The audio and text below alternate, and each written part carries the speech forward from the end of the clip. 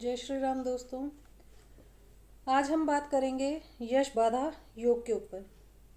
हम सबके जीवन में एक आशा रहती है कि हमारे जो कर्म है उसको सराहा जाए, चाहे ये हम किसी को बोले या ना बोले, लेकिन हमारे मन में हमेशा ये इच्छा रहती है कि हम जो भी कर्म कर रहे हैं उसको लोग पहचाने और उसकी हमारी उस चीज़ के लिए तारीफ़ हो। लेकिन अक्सर ऐसा हो नहीं पाता और कोई भी व्यक्ति है वो अपने यश और अपयश के कारण ही जाना जाता है और उसका प्रयास रहता है कि उसकी सोसाइटी के अंदर एक पहचान बने, उसकी एक यश हो। लेकिन ये हर एक के लिए पॉसिबल नहीं हो पाता और सिर्फ हमारे कर्म ही हमारे यश का कारण या अपयश का कारण नहीं बनते। हमारे साथ में, हमारे परिवार में जो लोग रहते हैं, जैसे हमारे स्पाउस हो गया, हमारे बच्चे हो गए या कोई भी रिलेटिव हो गए, उनके कारण भी हम यश और अपयश के भागीदार बन जाते हैं। तो सिर्फ व्यक्ति के कर्म ही नहीं, उसके आसपास के लोगों से भी उसकी पहचान होती है। तो कुंडली में ऐसे कौन से योग होते हैं जिनके कारण व्यक्ति के यश में बाधा उत्पन्न होती है, आज हम उसके बारे में चर्चा करेंगे।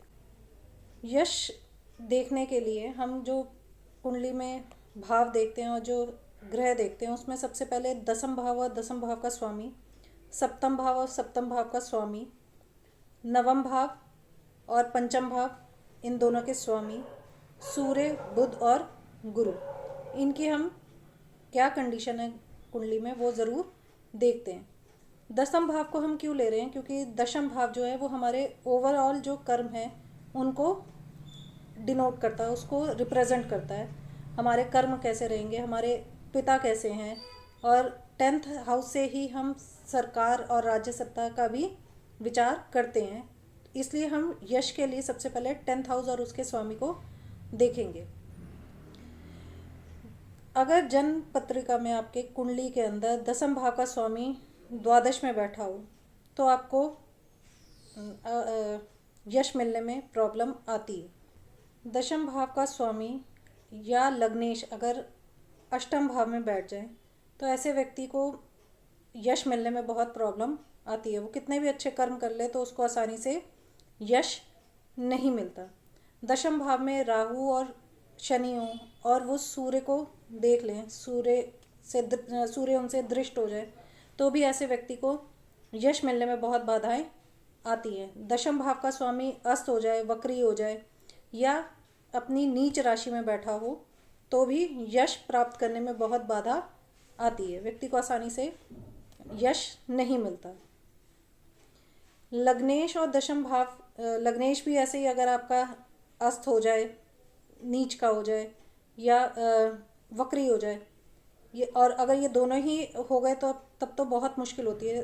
10th हाउस और लग्नेश का अगर ये अस्त और वक्री और नीच राशि में हो जाए तो यश मिलने में बहुत प्रॉब्लम आती। सप्तम भाव की हम गणना क्यों कर रहे हैं? क्योंकि मैंने अपने आगे की वीडियोस में भी बताया है, जिस भी हम भाव की चर्चा कर रहे होते हैं उससे उतने ही घर आगे देखना चाहिए कि उस भाव की क्या स्थिति बनती है। तो 10th हाउस से 7th हाउस जो है वो 10th हाउस बनता है, तो इसलिए हम 7th हाउस की गणना ज़रूर करेंगे।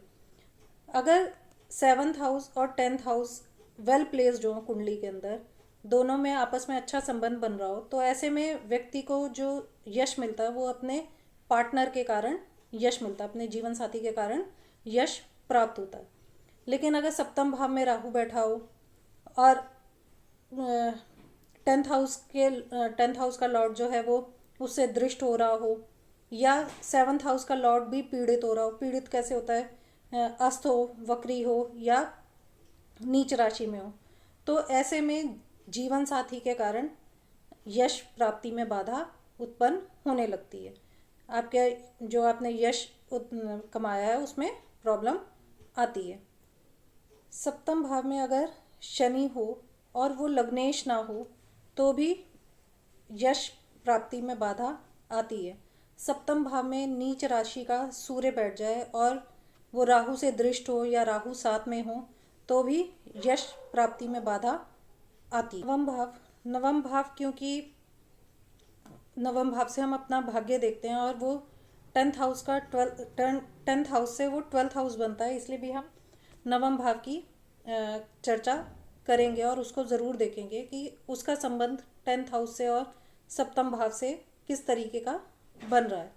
9th हाउस में अगर राहु बैठा हो तो ये भाग्य के साथ साथ आपको यश प्राप्ति में भी बहुत प्रॉब्लम करता है, क्योंकि व्यक्ति को भाग्य का साथ नहीं मिलता, वो कोई भी काम कार्य करता है तो उसमें वो सफल नहीं हो पाता, सफलता उसको मुश्किल से मिलती है। सफल नहीं हो पाता नहीं बोलना चाहिए, सफलता उसको बहुत मुश्किल से मिलती है, इसलिए उसको काफ़ी यश मिलने में प्रॉब्लम्स आती है।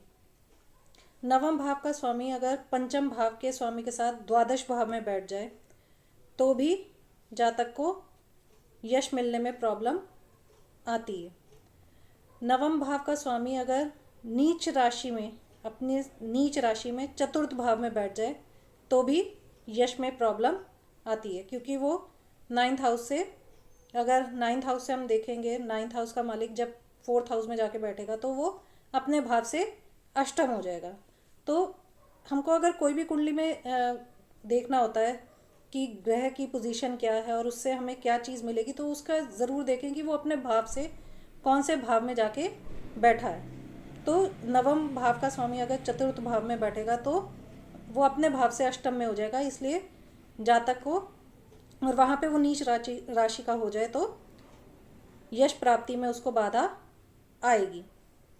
नवम भाव का स्वामी अगर नीच का होके शनि और राहु के साथ बैठ जाए तो भी उसको यश प्राप्ति में प्रॉब्लम होगी। ऐसे ही पंचम भाव का स्वामी अगर अष्टम में बैठ जाए तो बच्चों के कारण आपको अपने यश में बाधाएं उत्पन्न होंगी। जो आपने नाम कमाया बच्चों के कारण, वो आपका नाम खराब हो सकता है। ऐसे ही पंचम भाव का स्वामी अगर नीच का हो जाए, वक्री हो जाए, अस्त हो जाए तो प्रॉब्लम, यश प्राप्ति में प्रॉब्लम आती है, उसका कारण बच्चे बन जाते हैं। कभी समय रहा तो एक इससे रिलेटेड एक किस्सा भी सुनाऊंगी अभी तो इसी को कंटिन्यू करते हैं, नहीं तो वीडियो बहुत लंबा हो जाता है। पंचम भाव में राहु हो और दशम और सप्तम भाव का स्वामी अगर 12वें भाव में बैठा हो तो भी ऐसे जातक या जातिका की अपमान का सामना करना पड़ सकता है और उसका कारण उसके बच्चे बनते हैं। अब ग्रहों की बात कर लेते हैं। सबसे पहले जो सबसे महत्वपूर्ण ग्रह है वो यश के लिए हम सूर्य को देखते हैं, क्योंकि सबसे पहले सूर्य यश का भी कारक है, सूर्य राज सत्ता का भी कारक है, सूर्य कर्मों का भी कारक है और सूर्य हमारे आत्मा को भी रिप्रेजेंट करता है। तो पत्रिका में सूर्य जितनी अच्छी कंडीशन में होगा उतना ही आपके यश प्राप्ति अच्छी होगी, आपका यश उतना ही ज़्यादा होगा। सूर्य जो है वो हमारे कॉन्फिडेंस का भी कारक होता है, तो जितना अच्छा आपका कॉन्फिडेंस होगा उतना ही अच्छा आप सोसाइटी में अपने आप को रिप्रेजेंट कर पाएंगे। अपने आप को आप अच्छे से रिप्रेजेंट कर पाएंगे तो यश मिलने में कोई प्रॉब्लम नहीं आएगी।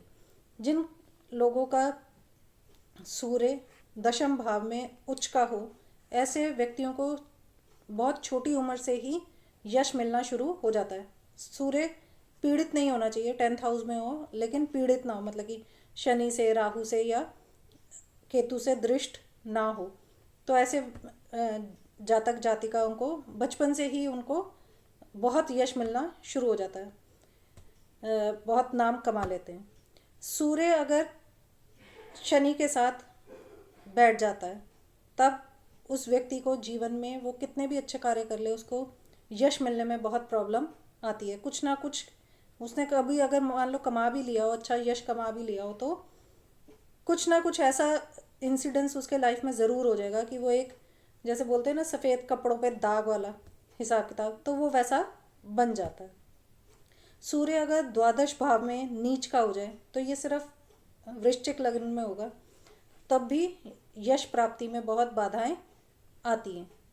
सूर्य अगर केतु के साथ बैठ जाए तो भी यश प्राप्ति में बाधा आती है। सूर्य, चंद्रमा और राहु एक साथ हो जाए, एक साथ बैठ जाए, किसी भी भाव में बैठ जाए तो भी यश प्राप्ति में बाधा आती है। दूसरा ग्रह बुध जो है वो भी दशम भाव का कारक माना गया है और साथ में ही बुध जो है वो हमारी वाणी को भी रिप्रेजेंट करता है। और एक हमारी वाणी जो है वो हमारा माध्यम बनती है यश प्राप्ति में। अगर व्यक्ति के कर्म अच्छे भी हैं लेकिन उसकी वाणी बहुत कठोर है तो ऐसे व्यक्तियों को यश पूरा नहीं मिलता, क्योंकि लोग बोल देते हैं भले ही वो अच्छा काम करता हो, अच्छे कर्म करता हो, लेकिन उसकी वाणी अच्छी नहीं है। इसलिए बुध की स्थिति देखनी भी बहुत ज़रूरी है। तो बुध कुंडली में पीड़ित नहीं होना चाहिए, खासकर वक्री और अस्त तो आपको ज़्यादातर मिल ही जाता है। कुंडली में बुध, मोस्टली कुंडलियों में बुध अस्त होता है, लेकिन उनकी वाणी में तो थोड़ा दोष होता ही है। वो क्लियरली नहीं बोल पाते, या तो कुछ ना कुछ हकलाना या तुतलाना कुछ इस तरीके का हो जाता है, या वो कंटिन्यूसली नहीं बोल पाते। तो बुध को देखना बहुत ज़रूरी है। अगर बुध द्वितीय भाव में नीच राशि का हो जाए तो ये कुंभ लगन में होगा, तब भी व्यक्ति को यश प्राप्ति में बहुत विलंब होता है। सूर्य और बुध दोनों क्योंकि आसपास ही रहते हैं और वो 10th हाउस में बैठे हैं, और 10th हाउस का लॉर्ड जो है वो आपका नीच राशि में हो जाए तो प्रॉब्लम आती है। बुध राहु के साथ त्रिक भाव में बैठ जाए तो भी यश प्राप्ति में बाधा आती है। बुध और चंद्रमा दोनों एक साथ बैठे हों और दोनों में से कोई भी एक नीच राशि का हो और 10th हाउस पे दृष्टि देता हो, तो ये सिर्फ 2 लग्नों में ही ऐसा हो सकता है, एक धनु लग्न में और एक सिंह लग्न में। धनु लग्न में जो है वो आपका बुध नीच का हो जाएगा 4th हाउस में, और सिंह लग्न में चंद्रमा नीच का हो जाएगा। सिंह लगन में चंद्रमा नीच का हो जाएगा और वो 10th हाउस को देखेंगे, तो ऐसे में यश प्राप्ति में बहुत बाधा आती है। कुंडली में राहु और शनि की भी युति हो तब भी प्रॉब्लम आती है। ये पता नहीं मैंने आपको बताया या नहीं बताया, तब भी व्यक्ति को कितने भी अच्छे कर्म कर ले वो उसके यश उसको उतना नहीं मिलता जिसका वो हकदार होता है। गुरु की बात कर लेते हैं। गुरु भी कुंडली में 10th हाउस का कारक माना गया है, और गुरु वैसे भी गुरु के पास इतने सारे इतने सारी चीज़ों का कारक है कि कुंडली में गुरु का बली होना बहुत अच्छा माना गया है। अगर गुरु नीच राशि का हो, 10th हाउस में बैठा हो और शनि से दृष्ट हो जाए, या शनि अपने गुरु नीच राशि में हो और शनि सूर्य से दृष्ट हो जाए या सूर्य शनि से दृष्ट हो जाए, तो भी यश प्राप्ति में बाधा आती है। गुरु को अगर नीच का सूर्य देखता है, मतलब कि सूर्य नीच राशि में और गुरु को देख रहा हो, तो भी व्यक्ति को यश प्राप्ति में प्रॉब्लम आती है। गुरु अगर नीच राशि का होकर 10th हाउस में बैठ जाए तो भी ऐसे व्यक्ति को यश प्राप्ति में बहुत बाधा आती है, आसानी से यश उसको नहीं मिलता। गुरु अगर पंचम भाव में हो, राहु सप्तम भाव में हो और सूर्य जो है वो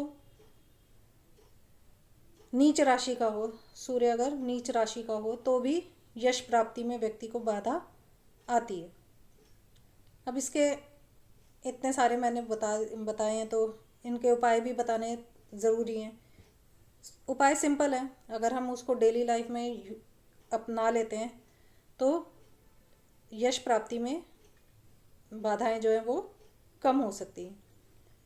सबसे पहले तो आप अपने घर की महिलाओं का और अपने आसपास जितने भी महिलाओं के साथ आप डील करते हैं उनको सम्मान करें, उनसे बहुत प्यार से बात करें, तो यश प्राप्ति में बहुत आसानी होती है। शुक्रवार को, गुरुवार को और मंगलवार को हो सके तो अल्कोहल और नॉनवेज से बचना चाहिए। ये इनका सेवन नहीं करना चाहिए। वैसे भी हम ज्योतिष में ये मान के ही चलते हैं कि इन सब चीज़ों से दूरी बना के रखनी चाहिए, वो कोई भी दिन हो। लेकिन अगर आप नहीं कर पाते, इतना आपके ऊपर सेल्फ कंट्रोल नहीं है कि आप अल्कोहल या नॉनवेज नहीं छोड़ सकते, तो एटलीस्ट इन 3 दिनों में उनका सेवन ना करें। पहली रोटी जो है घर की, जो आपके घर में बनती है, वो गाय को दें, और आखिरी रोटी जो है वो कुत्ते को दें। तो भी ये एक तो इससे आपके आर्थिक स्थिति में उन्नति होती है, समृद्धि आती है, और इसके साथ साथ आपका यश भी फैलता है। तो ये कुछ बहुत छोटे से उपाय हैं जो मैंने आपको बताए हैं, और करने में भी बहुत सरल हैं, बहुत मुश्किल नहीं है। तो आज के लिए बस इतना ही, फिर मिलेंगे किसी नए विषय के साथ। धन्यवाद।